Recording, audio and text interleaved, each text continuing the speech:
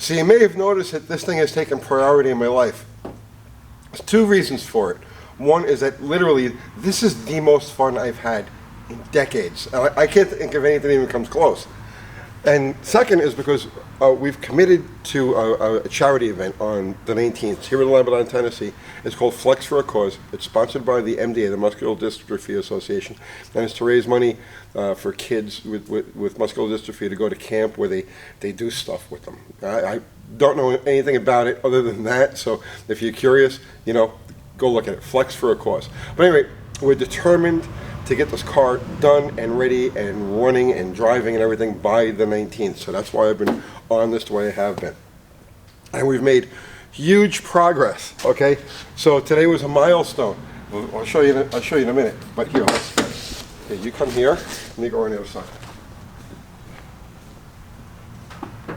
Okay. Look how big, this puts the car in perspective. Look how big this TCI shifter is, okay?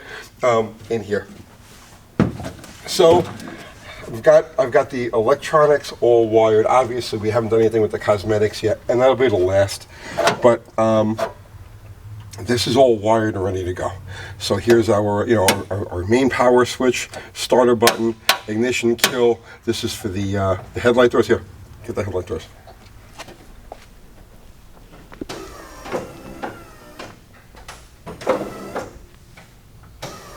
So you get wing section.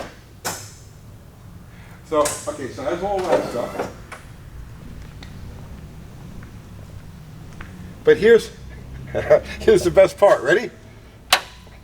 That's the ignition switch.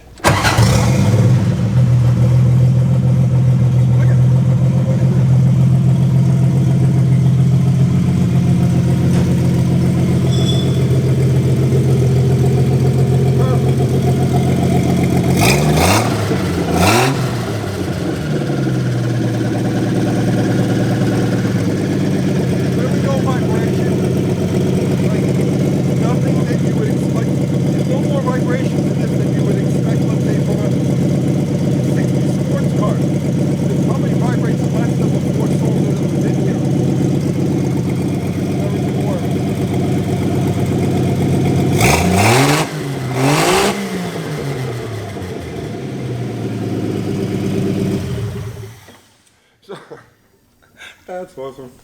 So I had to relocate the alternator. There was no way, it couldn't get the belt tight or anything, so I had to relocate it down to more in the factory marine position on marine Slant 6s. This is where they put it.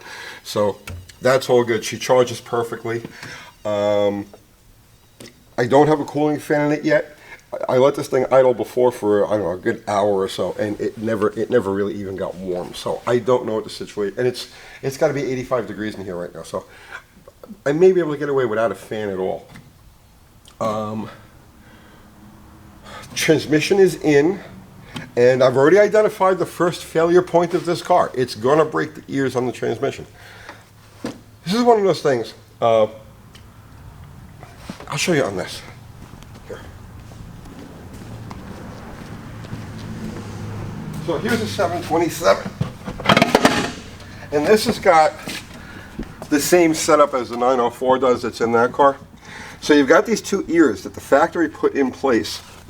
So when they're assembling the transmission and they're moving it around, it's handled by these hooks.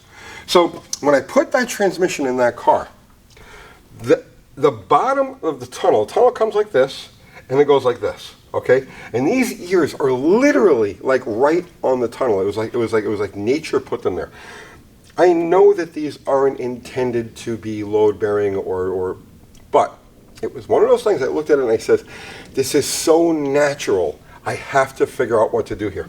So I added a couple of brackets to the transmission tunnel that come like this, and I've got this nut and bolted, and I don't have them in there yet, but I'm going to use a set of bushings, shock absorber bushings, between the brackets and this.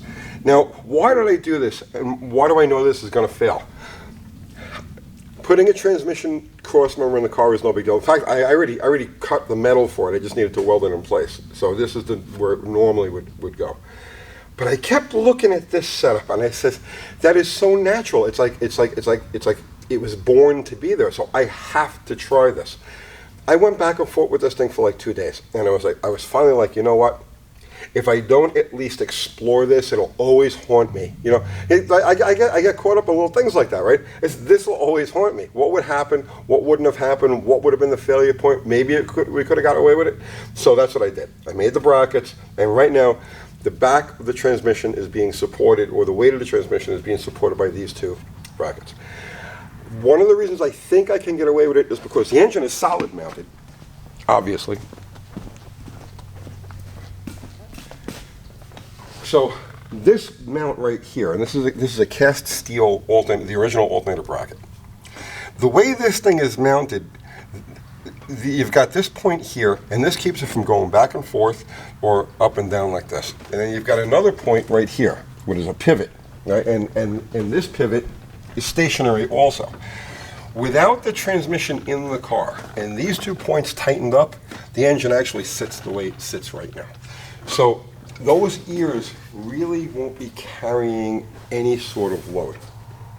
But I still think they're not going to make it. I still think they're going to fail. It's one of those things where I just have to try it. So that's what I'm going to do. I'm going to try it.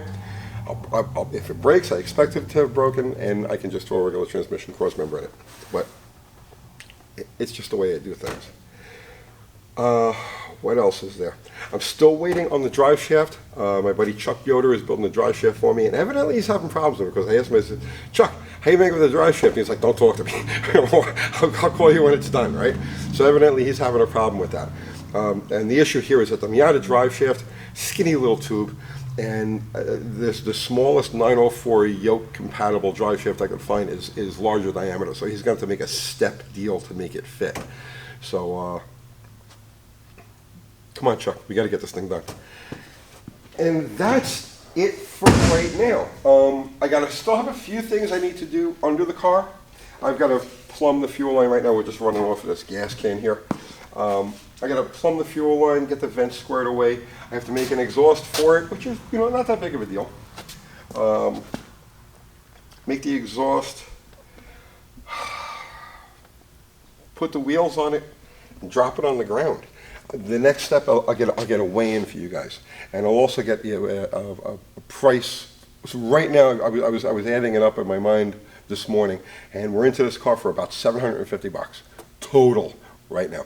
So we'll see. I think we can actually hit the road, and depending on how Chuck takes care of me, we could probably hit the road for $1,000 or maybe slightly less, and then paint will be like another $200 on top of that. But that's it. I'm thrilled. It starts, it runs, it charges, it cools, it does everything it's supposed to do.